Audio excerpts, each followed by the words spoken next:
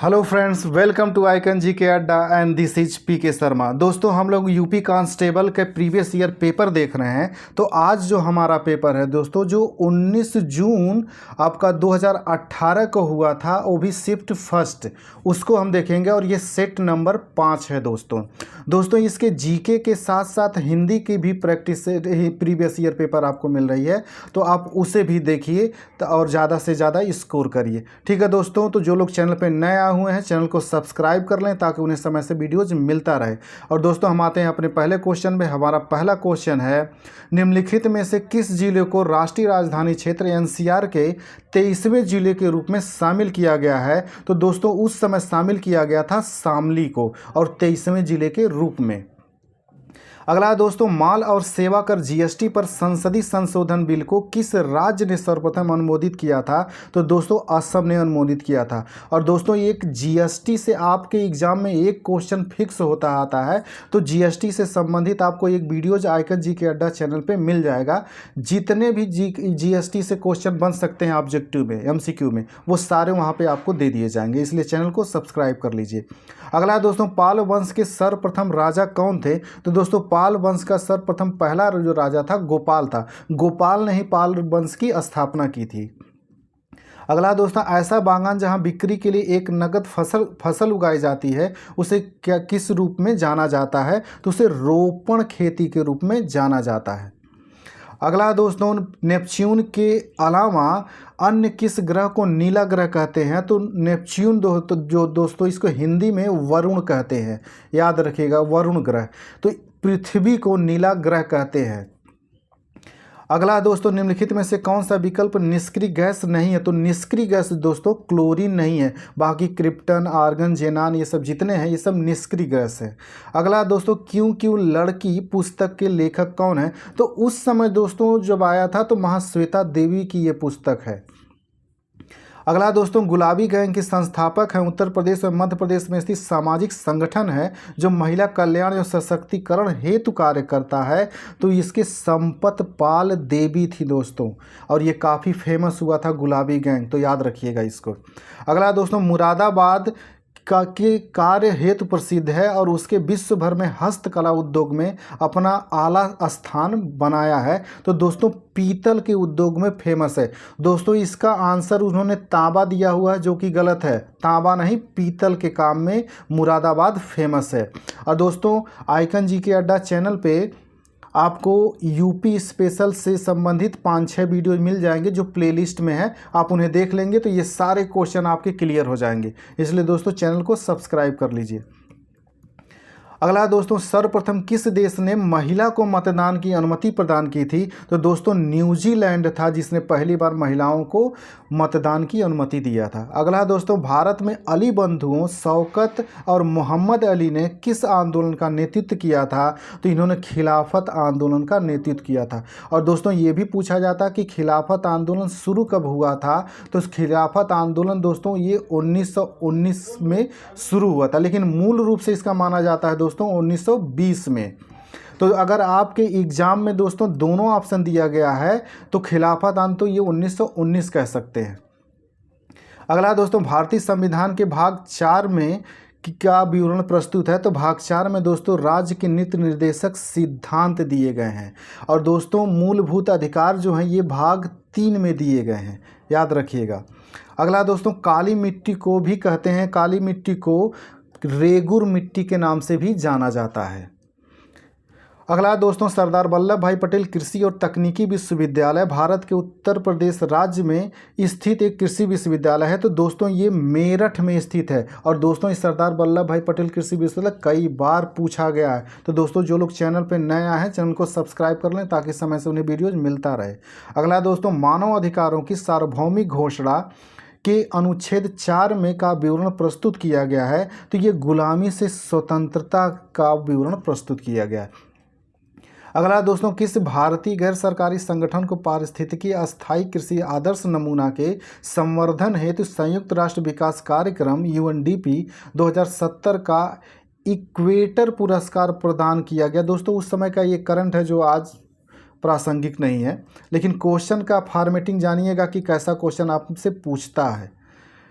तो अगला है दोस्तों, प्रकाश वर्ष किसका मापन करता है? तो प्रकाश वर्ष दोस्तों ये दूरी का मापन करता है। और दोस्तों आइकन जीके अड्डा चैनल पे आपको साइंस का एक 50 क्वेश्चन का वीडियो जो आप उसे देख लेंगे तो ये सब जितने हैं, जैसे प्रकाश वर्ष किसका मात्रक होता है, पास्कल किसका मात्रक होता है, ये सारी चीज़ें उसमें आपको मिल जाएंगी और ये सारे क्वेश्चन कभी आप गलत नहीं करेंगे।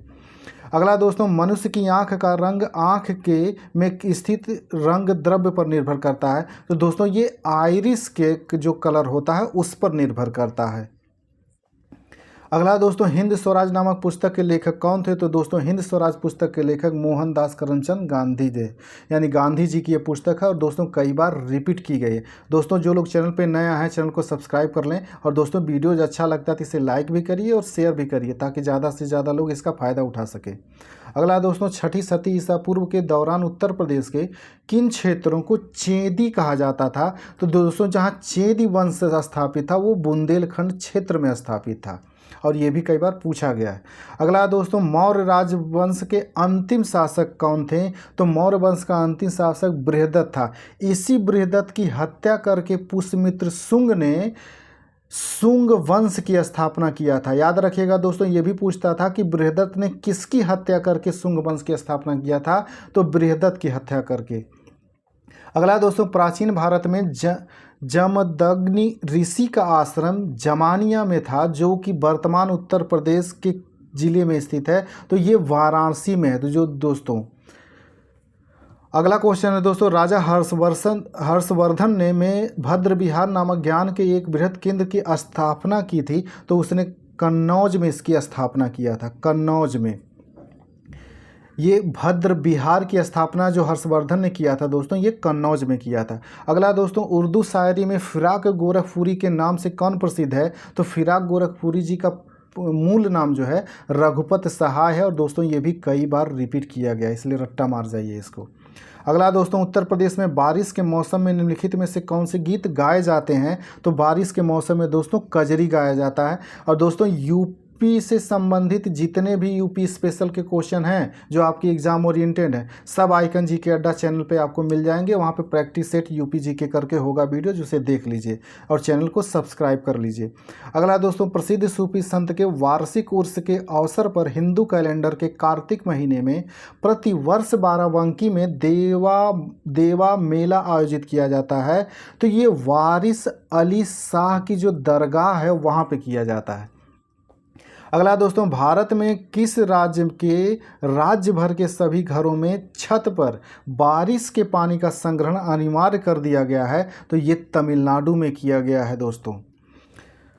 अगला क्वेश्चन है दोस्तों, मध्य प्रदेश में खेती की कृषि विधि झूम कृषि को भी कहते हैं। तो इसे दहिया कहा जाता है एमपी में। और झूम जो कहा जाता है दोस्तों ये हमारा जो पूर्वोत्तर भारत है वहाँ पे किया जाता है। पूर्वोत्तर भारत में इसे झूम कृषि कहा जाता है। अगला दोस्तों, 17वीं सदी के दौरान इब्राहिम आदिल शाह द्वारा लिखी गई कौन सी निम्नलिखित पुस्तक हिंदू देवताओं एवं मुस्लिम सूफियों के गुणगान से संबंधित गानों का संग्रहण है? तो ये किताबे नवरस है। और दोस्तों कहीं पे नवरस भी लिखा रहता है तो कंफ्यूज मत होना, चाहे नवरस हो चाहे नवरस हो ये दोनों इसी की है, इब्राहिम आदिल शाह की पुस्तक है। अगला क्वेश्चन है दोस्तों, कर्नाटक संगीत में आलापना हिंदुस्तानी शास्त्रीय संगीत के समान होता है। तो आलाप जो होता है वहाँ के आलापना से समान होता है। अगला दोस्तों, भारतीय वैज्ञानिक एवं भौतिक विज्ञान के प्रोफेसर ने संगीत के प्रति अपने गहरे प्यार के कारण वर्ष 1921 में लंदन की रॉयल सोसाइटी के समक्ष तार के संगीत उपकरणों के सिद्धांत पर शोध पत्र प्रस्तुत किया था। तो वो सीबी रमन थे, वही सीबी रमन जिन्होंने रमन प्रभाव खोजा था दोस्तों। अगला है दोस्तों, एक साधारण उपकरण है जिसका प्रयोग जंगली घास को हटाने और मिट्टी को ढीला करने के लिए किया जाता है। तो दोस्तों जो फावड़ा जो हमारे वहाँ जिसे हम लोग कुदाल बोलते हैं वही फावड़ा, ये जंगली घास को हटाने और मिट्टी को ढीला करने के लिए इसका प्रयोग करते हैं। अगला दोस्तों, निम्नलिखित में से कौन से मानव रोग बैक्टीरिया के कारण उत्पन्न होते हैं? तो दोस्तों बैक्टीरिया के कारण आंत्र ज्वर होता है। दोस्तों ये आंत्र ज्वर न दे करके इंग्लिश में देगा टाइफाइड। तो याद रखिएगा टाइफाइड को ही हिंदी में आंत्र ज्वर कहते हैं जो बैक्टीरिया के कारण होता है। और दोस्तों आइकन जी के अड्डा चैनल पे आपको वायरस से, बैक्टीरिया से और कवक से होने वाले रोगों का वीडियोज मिल जाएगा। अगर आप उसे देख लेंगे तो सारे जितने भी रोग हैं आप आराम से इसको कर सकेंगे, इसलिए चैनल को सब्सक्राइब कर लीजिए। अगला है दोस्तों, निम्नलिखित में से कौन से दक्षिण अमेरिकन देश में वर्ष 2000 में पानी की आपूर्ति के निजीकरण के विरुद्ध पानी युद्ध हुआ था? तो उस समय दोस्तों बोलीविया में हुआ था। बोलीविया में उस समय युद्ध हुआ था। दोस्तों एक चीज़ और याद रखिए, इस समय दक्षिण अफ्रीका में पानी को लेकर के बहुत समस्या चल रही है। वहाँ पे बहुत सारे लोगों को कनेक्शन काट दिया गया है और 25 लीटर ही केवल फिक्स कर दिया गया। तो याद रखिएगा, इस समय दक्षिण अफ्रीका भी पानी के लिए काफ़ी हॉट करेंट टॉपिक चल रहा है। अगला है दोस्तों, राष्ट्रमंडल मानव अधिकार पहल CHRI का मुख्यालय में स्थित है? तो दोस्तों ये नई दिल्ली में स्थित है। राष्ट्रमंडल मानव अधिकार पहल का मुख्यालय नई दिल्ली में ही है। अगला दोस्तों, प्रधानमंत्री PM मोदी ने शपथ ग्रहण करने के बाद सर्वप्रथम किस विदेश देश का दौरा किया था? तो दोस्तों उस समय भूटान का इन्होंने किया था।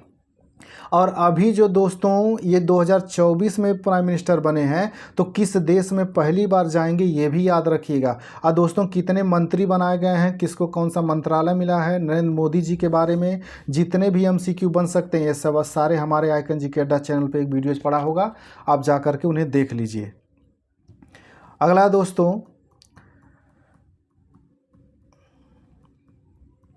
निम्नलिखित में से कौन सा देश भारतीय राज्य उत्तर प्रदेश से सीमाएं साझा करता है? तो दोस्तों नेपाल जो है, नेपाल की सीमा उत्तर प्रदेश से लगती है। और दोस्तों आइकन जी के अड्डा चैनल पे उत्तर प्रदेश के UP GK से संबंधित 5-6 वीडियोज पड़े हैं, आप उन्हें देख लेंगे तो ये सारे क्वेश्चन, जैसे कि नेपाल टच करता है तो कितने राज्य इससे टच करते हैं, ये सारी चीज़ें वहाँ पे आपको मिल जाएंगी, इसलिए चैनल को सब्सक्राइब कर लीजिए। अगला दोस्तों, बिम्स्टेक एक उप क्षेत्रीय समूह है जिसमें दक्षिण एशिया एवं दक्षिण पूर्वी एशिया के 7 देश शामिल हैं जिनका मुख्यालय है। तो दोस्तों इसका मुख्यालय जो है ये ढाका में है।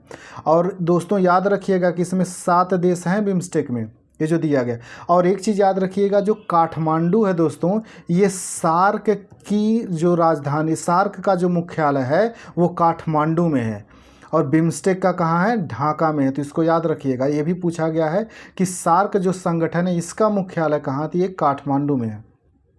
तो दोस्तों ये अंतिम क्वेश्चन था। ठीक है दोस्तों, जो लोग चैनल पे नया हुए हैं चैनल को सब्सक्राइब कर लें। और दोस्तों आपके जितने भी UP कांस्टेबल के प्रीवियस ईयर के पेपर हैं वो सारे वीडियोज आपको मिल जाएंगे और साथ में हिंदी वाला भी प्रीवियस ईयर का मिलेगा। और दोस्तों हिंदी के जितने भी चैप्टर हैं उन सब चैप्टरों के आपके क्वेश्चन वाइज वीडियोज़ भी आपको मिलेंगे, चाहे वो विलोम का हो गया, चाहे अव्यय का हो गया, चाहे संधि विच्छेद का हो गया, सबके वीडियोज़ मिलेंगे या किताबों के सब मिलेंगे। इसलिए चैनल को सब्सक्राइब कर लीजिए दोस्तों।